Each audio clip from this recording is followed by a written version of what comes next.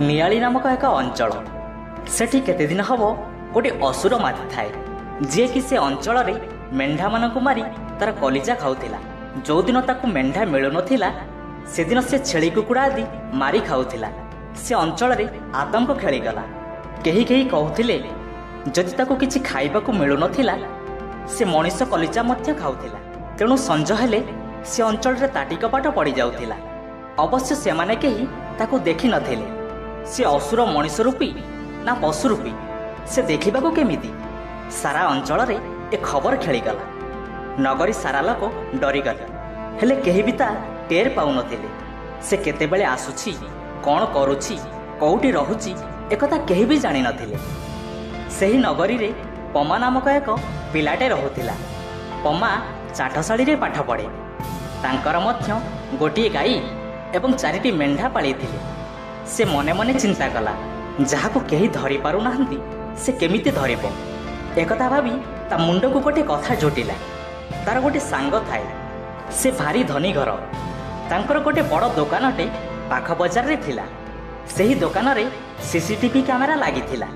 से ता सांग को कहिला तू मते गोटे राति पई से कैमेरा देई परिबु जो कैमेरा रे तारा नथाई भी रेकर्ड होई पारुथिबो जेमिति वाइल्ड लाइफ फोटोग्राफर माने व्यवहार करंती। सांगटे ताकू पचारिला तू कौन करिबु जे। से जेहेतु एसबु कथा केवल भाबिछि से कामरे सफल होइनी तेणु से कथा को लुचेई कहिला बस एमिति दरकार थिला मु तते पुणी सखाळे देई देबी किछि भी असुविधा हेबो नाही। पामार सांग एकथारे राजी हेई गला ओ ठीक संजरे ताकू गोटे छोट कैमेरा आनी देला ओ ता घर को चली गला। पामा मध्य ता कामरे लागि पड़िला। संज हेबारु सारा गाँ रे ताटी कपाट पड़ी गलानी।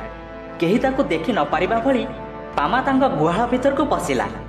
ता पूर्व योजना मुताबक तांक मेंढा मानंग मध्यरु सारा दिन किछि खाइबाकू पीबाकू न देथिबा मेंढाटी को आनिला ओ मेंढा मुंडरे एही कैमेराटी बांधी देला।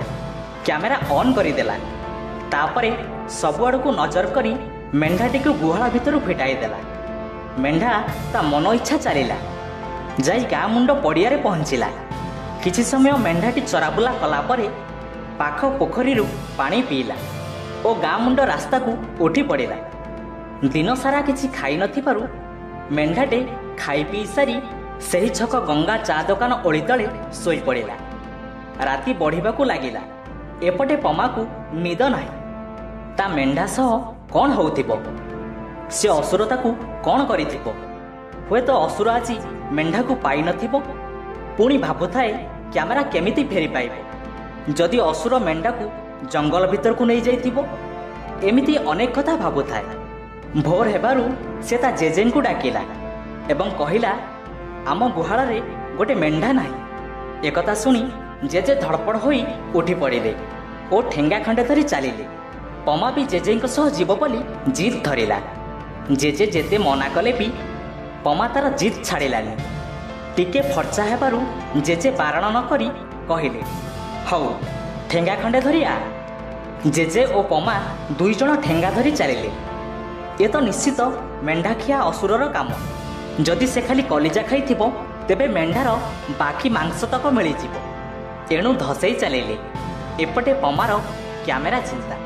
से कैमेरा भितर थिबा वीडियो पाइबा निशारे चारिआड़ को अनाउ थाए। गाँ मुंड छक को जाई देखन्ते मेंढाटे मरी पड़िछि। ता देहरे कलिजा नाही। जेजे बहुत मन दुख कले। पमा किंतु अति सावधानर सह मेंढा मुंडरू कैमेरा काढ़ी ता पकेट रे पुरई देला। जेजे मेंढाटी को एपट सेपट देखु देखु गाँ लोके रुंड होई गले। पुणी गोटे घटना लोक माने पुणी नाना कथा हेले हेले पमाऊ सेठी नथिला। सीधा ता सांग पाखरे कैमेरा रु चिप्स काढ़ी से माने तांको कंप्यूटर रे देखिले।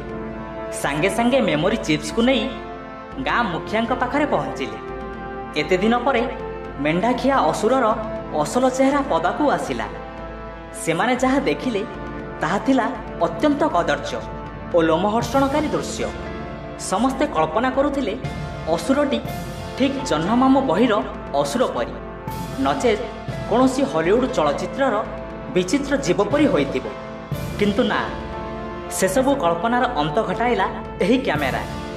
से थिला सही अंचलर ଜଣେ ଅସୁର ରୂପୀ ମଣିଷ ଯିଏ ସମସ୍ତଙ୍କ ସାମ୍ନାରେ ମଣିଷ ପରି, କିନ୍ତୁ ରାତି ହେଲେ ସେ ମାଂସ ଖୋଜି ବୋଲି। ସେ ଆଉ କେହି ନୁହେଁ, ସେ ଜଣେ ମାଂସ ଚୋର। ସେ କଞ୍ଚା ମାଂସ ଖାଏ ନାହିଁ, ବରଂ ଘରେ ରୋଷେଇ କରି ଖାଏ। ଏକଥା ଜଣାପଡ଼ିବା ପରେ ମୁଖିଆଙ୍କ ସାମ୍ନାରେ ମେଣ୍ଢାଖିଆ ମଣିଷ ରୂପୀ ଅସୁରଟେ ସବୁ ସତ କଥା ମାନିଗଲା। ଆଉ ପମାକୁ ମୁଖିଆ ତାର ବିଚକ୍ଷଣ ବୁଦ୍ଧି ପାଇଁ ସାବାସି ଦେଲେ। ହଁ ପିଲାମାନେ, ଏ କାହାଣୀଟି ସମ୍ପୂର୍ଣ୍ଣ ମନଗଢ଼ା ଏବଂ କାଳ୍ପନିକ। ଏ କାହାଣୀ ସହ କୌଣସି ଚରିତ୍ର ବା ଘଟଣାର କୌଣସି ସମ୍ପର୍କ ନାହିଁ। ଏହା କେବଳ ତୁମମାନଙ୍କ ମନୋରଞ୍ଜନ ଓ ବୁଦ୍ଧିର ବିକାଶ ପାଇଁ। କୌଣସି ସମସ୍ୟା ବେଳେ କିପରି ତୁମ ସୂକ୍ଷ୍ମ ବୁଦ୍ଧି ପ୍ରୟୋଗ କରି ସମସ୍ୟାର ସମାଧାନ କରିବ, ସେହି ବାଟ ହିଁ ଦର୍ଶାଯାଇଛି।